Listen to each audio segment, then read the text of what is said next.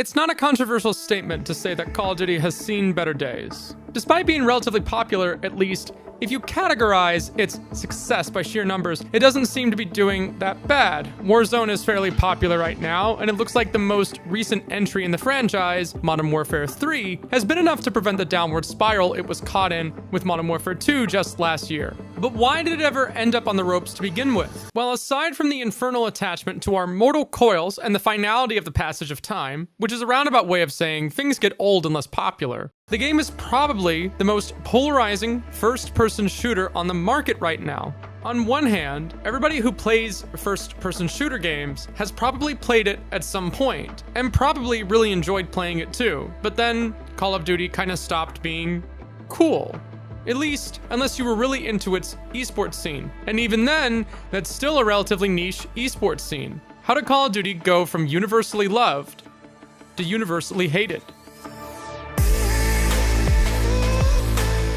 We just uploaded a video about Helldivers 2, and feel like that game's ability to commit to a certain creative vision and stick to it was hugely instrumental in its success. But that game had a relatively small team and a relatively small budget compared to the Call of Duty studios and, of course, Activision Blizzard. Hopefully this video provides a cautionary tale of the Icarus of first-person shooters, a franchise that soared to great heights, but ultimately got too close to the sun. This is the story of Call of Duty's decline. Call of Duty was unique in the sense that it was able to take multiplayer arcade FPS mechanics and sell them at a widespread scale everybody could get behind. The game was well regarded for its immersive storytelling, its single-player component. What a lot of people don't know about this franchise is that it, at one point, tried to make a play for cinematic immersion, with famous depictions of events like the Battle of Stalingrad, wherein the player had to pick up a rifle off of the ground of a fallen soldier, armed only with a clip of ammunition in their hand. The games also featured the Normandy invasion, with the vicious rain of MG42 fire from entrenched positions right in front of you. It actually wasn't until Call of Duty 4 Modern Warfare when it took a decisive setting difference, putting you in the shoes of a thrilling action movie ride, incorporating political gambles from Middle Eastern warlords to Eastern Bloc crime syndicates. Artistic depth and scope from the sound effects to the environments and the voice acting all played a role in making creative, interactive narratives. Right. What the hell kind of name is Soap, eh? How'd a muppet like you pass selection? And this is sort of where the culture of the game solidified. It solidified itself with a pretty robust single-player level design theory showcase. Call of Duty 4 was well known for a couple of missions, one of which put you in the hands of the guns on a titanically destructive AC-130 gunship. The distance from the carnage and the laws of physics taken into account, the time it takes for the shells to reach their target while you wait. Silently, you see explosions, gunfire, and the casual nature of the crew members as they command something that seems akin to an ominous dragon just looming above in the sky. Wifeu, we're going to commandeer civilian transport on the main highway. Cover us. Ground units are requiring alternate transport at this time. Bet that guy's pissed. That's a nice truck. Nah, he's scared shitless. You also had a mission that featured crawling on your stomach behind enemy lines in a ghillie suit to stop an illegal arms deal between bitter actors on behalf of the Soviet Union's old, quite literal, fallout. It was not irrelevant in popularizing the radioactive mythos of the Ukrainian city of Pripyat to an entire generation of young men and boys. Pripyat, an almost supernaturally eerie-feeling ghost town that acts as a sort of time capsule into the Soviet culture of the 80s. Just Captain Macmillan, your lead on this op, ended up becoming a notable character in just one mission out of the entire game. Stay low. He's mine. Oi, Susie! That's how it's done. The sequel offered dramatic visuals like the White House aflame from Russian invasion. Call of Duty Black Ops would trek around the globe, evoking the mood of old-school Cold War spy thrillers, even taking nods from a previous installment in the timeline that took a crack at World War II once more. Unique that time around for offering a focus on the Pacific Front, as US Marines are face-to-face with Japanese soldiers running straight towards you from a concealed jungle landscape. the sweltering heat gleaming through dense, thick tree lines, screaming in rage with bayonets attached to their rifles. Then the next minute, you would be sniping and scurrying your way through war-torn Stalingrad again, with a Soviet sergeant played by none other than Gary Oldman, who would go on to win an Academy Award for his portrayal of Winston Churchill in the film Darkest Hour. For 3 days, I have hunted him. For 3 days, luck alone has saved his wretched life. My name is Victor Reznor. And I will have my revenge! You cannot reason with a tiger when your head is in its mouth! Over time, Call of Duty developed a shared and loved culture and cast of characters. But you came for the campaign and stayed for the multiplayer. While one of these things was what made Call of Duty a cultural staple, the other was what made it an exercise in multiplayer FPS design. Call of Duty was responsible for create a class, and that longevity has ramifications throughout the industry to this day. Just about any shooter game made in 2024 will have some kind of modularity involved in terms of what stuff you want to bring into the battlefield. But Create a Class has almost created an FPS ocean that we've been swimming in for many years, and we're more or less fish who've forgotten we're in water. Call of Duty was a victim of its own success in some ways. It developed a framework for which many FPS games were built on, but it couldn't really tack one way or the other without a huge amount of pushback. It was a fish that could grow wings, but couldn't breathe air. Call of Duty was responsible for innovating arcade multiplayer FPS. Quick time to kill, fast-paced movement, and personalization was the name of the game. But the game certainly looks, feels, and plays very differently now to then. Obviously, we can have a full separate conversation about the artistic side of things, and that will certainly be elaborated on. But before we do that, it's important to contextualize that this was still FPS game design in its childhood. Not quite its infancy, but we were still kind of coming to grips with what we could make an FPS game do at scale and at mass market. The point is, the game had large scale and breadth in terms of the sandbox and space it constructed. What it had a harder time figuring out was the nuts and bolts. The game went through tons of different iterations with Create a Class, and that's usually what made it distinct among each individual title. And from game to game, each Call of Duty sort of had a unique identity due to this. But at a certain point, a new game coming out every year started to get a little bit old. At a certain point, you needed to do new things. One example they tried to do was lean more into the movement. This is where the subgenre of so-called movement shooters began to emerge. Now, Call of Duty was not responsible for the genesis of movement shooters. That had been happening in the background for a while. But Call of Duty was so big that it couldn't just ignore this part of the FPS space anymore. However, the games grappling with this topic did a lot of damage to the brand, because it had a hard time trying to find the right way to do it before they finally just gave up. Call of Duty runs on a yearly release cycle. To offload the labor intensity and make sure there's a reasonable timeline of development, different development companies were allocated to individual titles. Another element was introduced to the Call of Duty carousel with the release of Advanced Warfare in 2014, developed by a third player, Sledgehammer Games. The only point at which the public was familiar with Sledgehammer was their involvement with the production of Modern Warfare 3 alongside Infinity Ward. Advanced Warfare was Sledgehammer's first solo project, and a concerted, deliberate effort to lean into the game's potential as a movement shooter. In fact, it would be massive for demarcating a hugely controversial Rubicon. The exoskeleton in Advanced Warfare brings a ton to the table. You got speed and strength and verticality, new movement sets like boost and dodge and slam, the ability to use technology like the augmented reality system and the mag gloves for new ways to climb. I mean, it really, we call it the heart and soul of the advanced soldier, and everything it brings is really a pretty radical new way to play Call of Duty. The Jetpack COD era.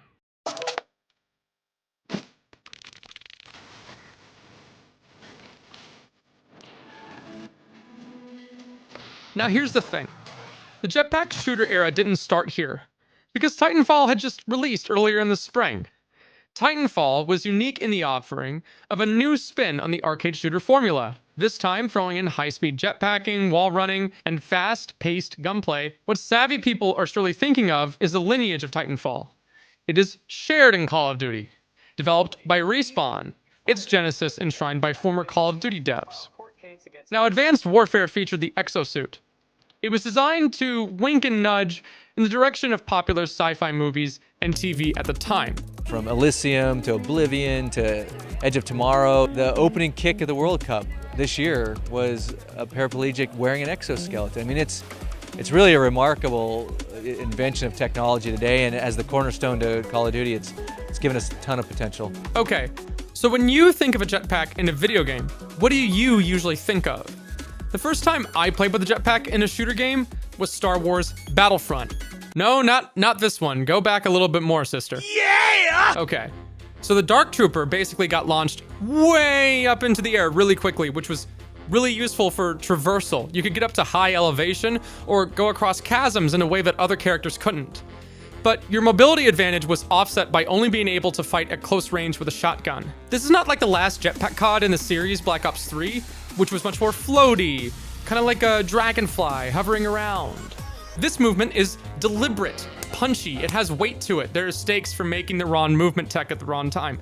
Momentum is involved, and that's essentially what Advanced Warfare was too. You can jump up, then go to the side, or go down for a little slam, and a little slide to the left. And it looks simple, but when you watch the movement lobbies of Advanced Warfare that are apparently still around in 2024, you'll find that there's still a community that plays the game to this day because they just vibe with the movement. We ran a poll on the couch to see what you guys felt, and it seems to be the consensus that Black Ops 3 was the most beloved jetpack COD. Probably to nobody's surprise, Infinity Ward's entry the year after did not rank very high at all. Still boasting one of the worst like-to-dislike ratios in YouTube video history with its launch trailer. This 3-year stint of movement COD probably set the groundwork for more frustrating decisions later down the line, as the developers had a tough time trying to ascertain what was going to work and what wasn't going to work. Call of Duty Modern Warfare 2019 leaned heavily into a very particular kind of vibe. A vibe that emphasized raw, gritty, operator, tactical sorts of stuff. The game got a fresh new paint job with a new engine, and in particular, much more cinematic presentation. Reloading animations were poppy, snappy, you could feel every click, clack, patty whack with camera shakes. It was in your face and very upfront about what it was. A return to form. It was also, more importantly than anything else, not a jetpack COD, which meant that the movement was slower. Sorry, which meant that the movement was slower.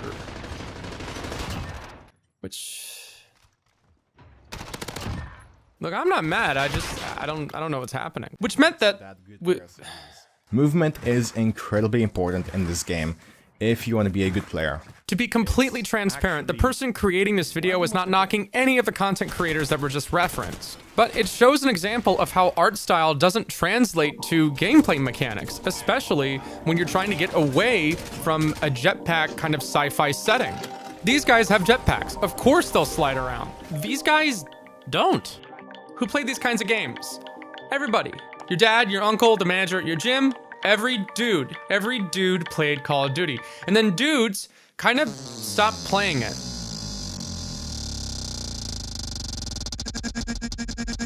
Gaming in general became a much more mainstream hobby, but the only kinds of people who still play COD are probably just really dedicated FPS nerds. It's popular, yeah, but it's not really popular in the same way it used to be. Now, there's a time investment, kind of like 40K. People want to be good at the video game, and they want to feel rewarded when they make a good play. The greatest twist of irony, then, was how Call of Duty tried to establish itself in this new shift. By putting a certain coat of paint on the game, a certain kind of art style, but still making it very clear, this is a video game, not real life. And remember, single-player campaigns used to be a pretty important component of the experience. The culture was, you played the single player, you had fun, then the multiplayer was the side product that sustained itself over time. You'd throw out some map packs for a little more dough, and then on to the next one. But Call of Duty, despite changing up the mechanics a little, the basic gameplay loop, domination, search, etc., create a class. That was still the same. MLG trick shotters and hyper sweats were a thing back in the day. but it wasn't really cool yet. It was just kind of a thing some kids did if they were really into it. Now, everybody consumes content online, and what looks cool in a YouTube video is what people are gonna try and emulate. So we started dropping terms like slide canceling. What the heck is a slide cancel? Yo, how do I slide cancel in this game? Can you slide cancel in this? I don't even know. Nah, you can't slide cancel in this one. A slide cancel is exactly what it sounds like. You go into the slide animation, then quickly reset it so you can get your gun up and shoot. In the context of a shooter game, a fun little mix-up to throw your opponent's aim off. Now, when we talk about this stuff, we don't sound like we're talking about a shooter game anymore. When I think of shooter game, I think of skulking around in a bush, my positioning, my relation to the opponent, my aim, shoot, and then the kill, bada bing, bada boom. Now I gotta do this and this at the same time? I gotta shoot and move? You esports sweats are ruining my fun. The biggest component of the disconnect for the series started here. Because on one hand, you had a kick it and relax kind of gamer on the couch, Call of Duty to every guy's shooter. For, let's face it, people who didn't play shooter games all the time. It was supposed to be the one shooter game everybody had. Then the shooter game nerd, who's played everything, Titanfall, Battlefield, Halo, Gears of War, Rainbow Six, who knows what else, comes into the fray, and then suddenly you get this casual versus esports war. And this is happening across the entire industry. We just spent 3 years trying not to make the game too inaccessible with advanced movement, to make more games where the most involved player could slip and slide all over the place and make this look a lot more like this. The immersion was broken, and we sat there, growing up, during the Call of Duty beta overnight. Our childlike fascination with the virtual world, gone. Manipulated and twisted, so that you could slide and not slide. Look what you did. Well, nearly every industry took a financial hit this past year. The gaming world saw massive growth. NPD reports a 33% increase in overall spending. But Warzone in 2019 was what set the stage for Call of Duty's popular fame moving forward. We had Call of Duty Vanguard. Oh, sorry. Black Ops Cold War does something a little different. Hey, let's have the new style of COD, but let's make the time to kill just a little bit longer, like it was way back in the day. So instead of 3 bullets, it's more like 4 or 5. Tracking the target means you gotta have better accuracy and follow through throughout the course of the engagement, which means that if somebody can do the cool little slip and slide, there's a little more dueling, there's a little bit more combat that feels back and forth. And then Modern Warfare 2 comes out, again, and slows everything down super slow. Basically, Call of Duty if it was Tarkov. Tark of Duty. Fast time to kill. Slower, deliberate movement. Ish. And then it almost kills the franchise. Round and round it goes. Where COD goes, nobody knows. Call of Duty was so big that it couldn't become anything specific. And it did the cardinal sin of AAA gaming. Trying to please everyone and pleasing no one. One talking point that permeates extensively throughout the industry is just how multiplayer games look. Whether people like it or not, Fortnite made everybody fall in line with the world of multiplayer microtransactions. And if you can cut a deal with a corporation to represent Warhammer 40k, you're gonna do it. But Fortnite didn't really have a particularly specific art theme direction. Call of Duty did. Multiplayer matches of Call of Duty were pretty simply laid out. Here's a map. What are the 2 appropriate factions here? It's the Russians versus the Germans. Each faction even had a unique track that would play before you rolled into battle, and unique uniforms to each of those factions. Capture the objectives. Nowadays, Call of Duty may play up the cinematic vibe a little bit. It does so in the single-player campaigns, but it tends to be this way only at the beginning of the new release. As the game ages, people buy the new anime skin, the new esports skin, and all sorts of flashy and shiny colors, shiny colorful bullets, assassination animations, entire cosmetic kits that are designed around a certain design theme. It's not to say that they're not creative. They certainly are. One creative nod to FPS gaming history features the game's double-barrel shotgun, operated and animated like the one from the classic 90s FPS game Doom. complete with the sounds, jerky frame rate, animations, and everything else in between. But most of the skins usually just consist of taking XYZ gun and making it pink or blue or red or based off a famous superhero or something.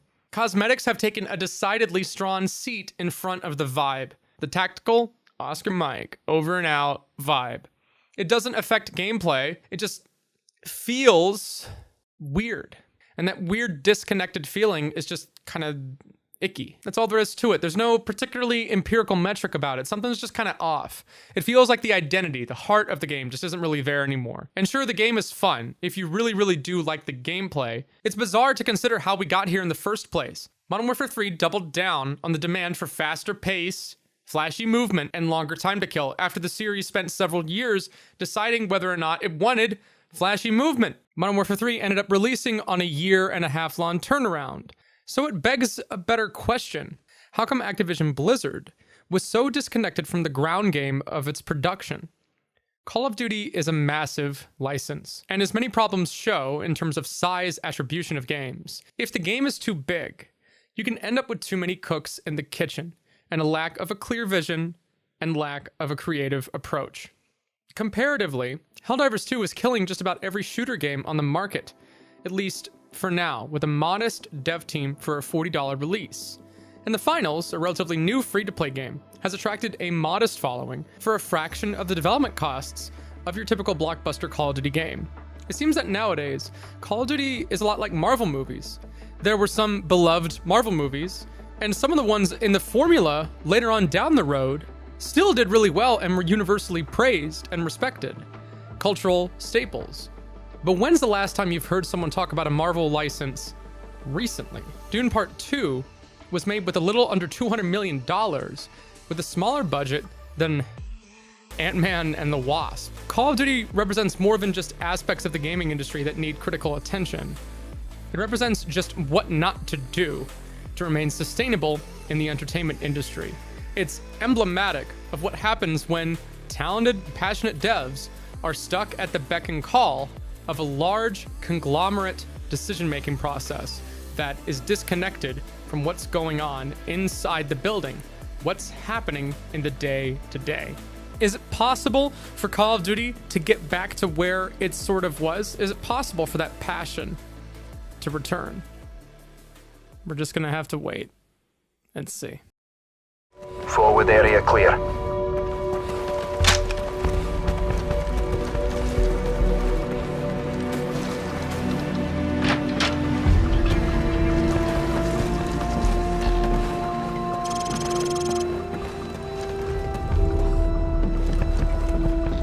Coast is clear.